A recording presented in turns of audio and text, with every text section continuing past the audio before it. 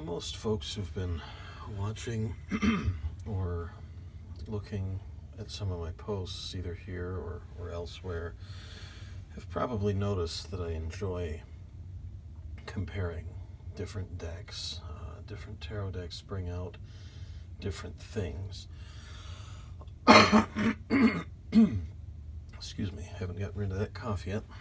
But they'll highlight different aspects of the same subject.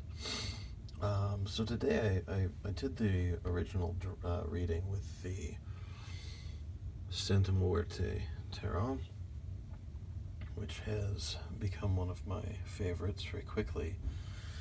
And I decided to compare that to the Crowley Thoth deck and the more recent Setian-themed Black Flame Tarot. Now this was interesting. I used all 78 cards, and I pulled out 3 of the major arcana right in a row. I get excited when I see one. Today we get 3. They were all waiting together for us. And so, as usual, I'll start at the end, at least the end of the reading, where we have the Hierophant, who to me signifies moving out of a comfort zone, moving out of the comfortable position of the Emperor, who usually gets depicted sitting in full control and contentment, often looking out over something, perhaps his kingdom or property.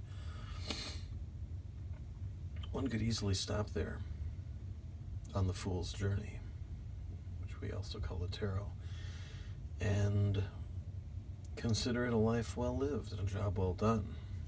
Or we can move into something more meaningful, more significant. Now, I find it interesting that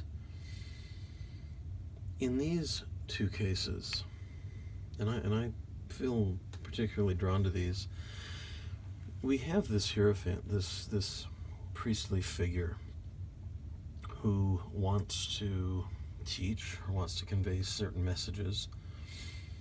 And we see him informed by these supernatural creatures, or these beasts, these spiritual entities.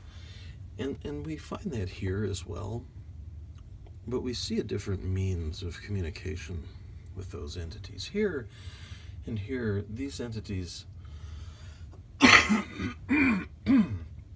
speak as transcended beings, higher dimensional beings, angels, whatever you'd like to call them. Here, we see the Hierophant seeking aid, seeking knowledge through a different means, a means that we have available to us. And I don't mean specifically a Ouija board, but I do mean different spiritual practices, esoteric practices that can reveal to us the occult things hidden within ourselves, the hidden things in ourselves. We want to get to a position where we can, through whatever means, open up those locked doors and begin working with what we find in ourselves. So that seems like a great place to want to move toward. In order to do that, we have a couple other major steps to pay attention to. And we'll start at the very beginning now with the Hanged Man. And one difference I notice in the cards of the Hanged Man, again, we see a common theme between Thoth and Black Flame. We see Men hung upside down, first of all, upside down, and somewhat involuntarily. He's been bound. He's been being looked upon by his tormentors and detractors. He's also been involuntarily suspended here. He's even been nailed, if you can see that. He's been secured there. Reminds us of a certain carpenter, perhaps, although inverse. Up here we see something somewhat different. We see an upright figure trapped in a swamp or some murky waters, perhaps without a sense of time as that goes sinking, the clock. But this upright figure also maintains some control over his device of immobilization. Now, he remains detached from his body. The skull remains detached, but he exercises some control. And we should too. We may find ourselves in circumstances less conducive to our eventual ends and our progress. But can we do nothing? Of course we can. As Viktor Frankl pointed out in Man's Search for Meaning, they can do whatever they want and take whatever they want from us, but they can't take our perspective. They can't take away our outlook, our perception, and our responses. We have more control than we often realize. And I feel that this departure from the norm in tarot stands out as very strong, an invaluable reminder to us of our abilities, our capabilities, and our responsibility to do everything in our power, even when circumstances may seem somewhat hopeless.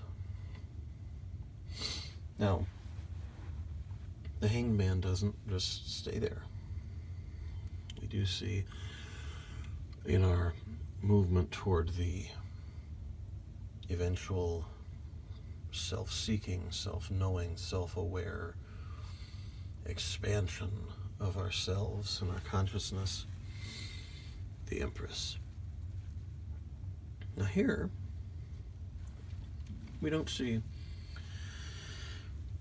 what I can call any major differences. We all see a royal feminine figure seated, even facing in the same directions. Obviously, the artistic depictions vary somewhat, but the classical elements all remain pretty clear in this particular card. But what do we gather from that? Well, we do want to free ourselves from this situation, but we also need to remind ourselves that once we do, in order to grow, we do sometimes need to take some rest for ourselves. We need to gestate a bit and let that growth take root so that we'll have a firm foundation, we'll have a firm footing when we move into these less certain but far more rewarding and far more fulfilling, even spiritual aspects of life, moving away from simply living to exist. So what kind of process can we develop to get us to this place, which prepares us, of course, for other things?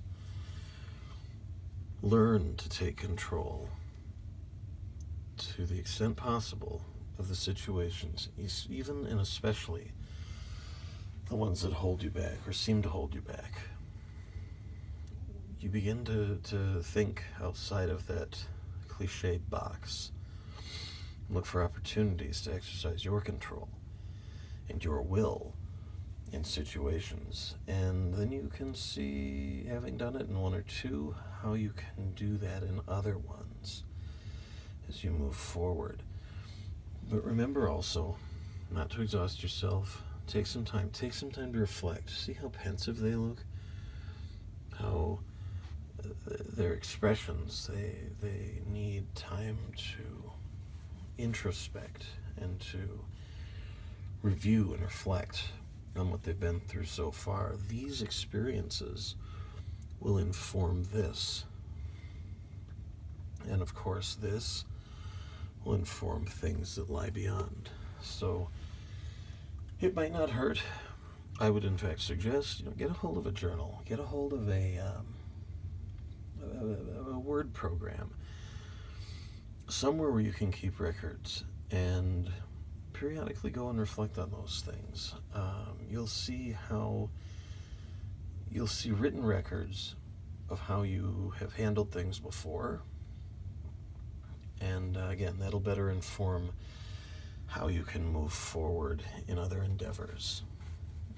Always take away some kind of lesson, and you can never call what you've experienced a waste or a loss. Until next time.